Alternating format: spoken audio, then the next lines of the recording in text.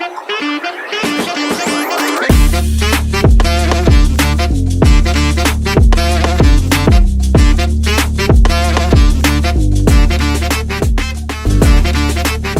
back to the Community Corner Podcast, Personal Finance Edition. I'm Rashmi, and I'm joined by my co-host, Olivia. You might be reading this episode title and think, what does this have to do with anything personal finance? Well, there's a lot more connections between these two factors than you think.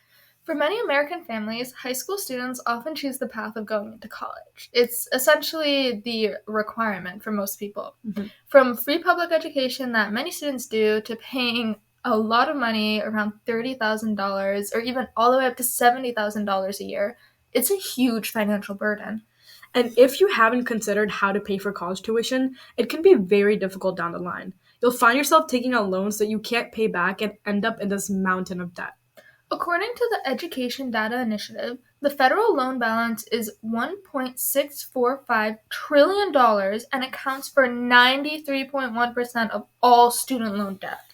And the average federal student loan debt balance is $37,718, while the total average balance, which includes private loan debt, may be as high as $40,499.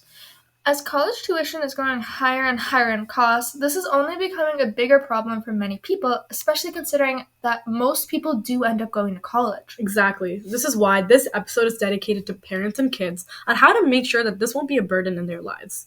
You'll see throughout this episode that one of the biggest factors in making sure you can avoid debt is time. Interest builds up quick, so you should be prepared to pay off your debts earlier. Exactly. So let's start off with the first one. Just understanding your college costs.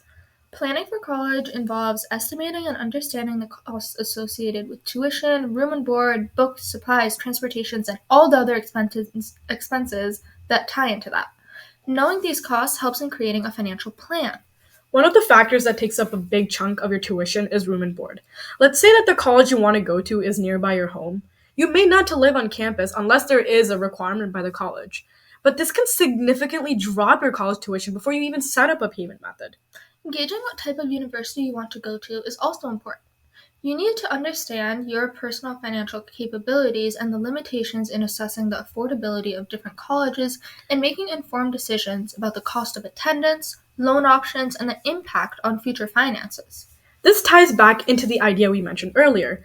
It's a lot easier to set up your payment system if you have a solid understanding on how much your college is going to be.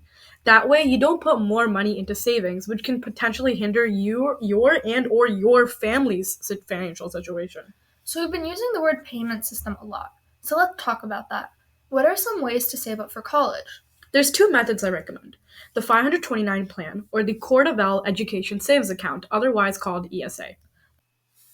529 plans are versatile educational saving tools offering two primary options: prepaid tuition plans and education savings plans. Prepaid tuition plans allow families to pay for future college tuition at current rates, covering tuition and mandatory fees. Education savings plans function as investment vehicles with contributions directed into mutual funds, index funds, or age-based investment options. The growth is tax-deferred and withdrawals are tax-free when used for qualified educational expenses.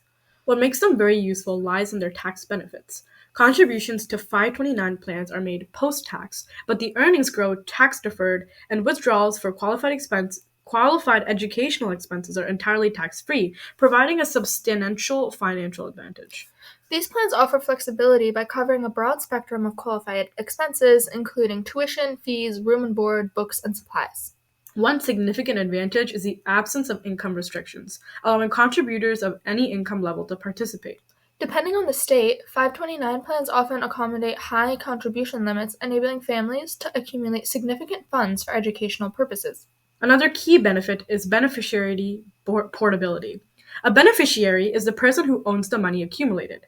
When they say beneficiary portability, it means that it allows the plan's beneficiary to be changed to another eligible family member without incurring penalties if the original beneficiary doesn't use all the funds. Now, if you go for the 529 education savings plans, there can be risk involved because it's tied to the market performance.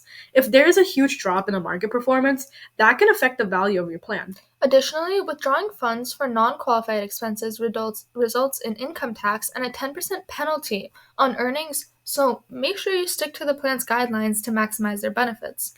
Similar to 529 plans, contributions to a Coverdell ECA grow tax deferred, while withdrawals remain tax free if directed towards qualified education expenses. However, the distinguishing factor lies in the more expansive use of funds within an ESA, extending beyond higher education expenses to encompass a broader spectrum, including elementary and secondary education costs. Another notable advantage is the array of investment options offered by Coverdell ECAs, providing account holders with more extensive selection of investment choices compared to the more structured investment options in 529 plans. They often allow account holders to invest in individual stocks, bonds, mutual funds, exchange-traded funds known as ETFs, and other investment vehicles. This flexibility grants account holders greater control over their investment strategies and allows for more diversified portfolios tailored to their specific preferences and risk tolerance. Despite these advantages, Coverdell ESAs have a restrictive annual contribution limit set at $2,000 per beneficiary.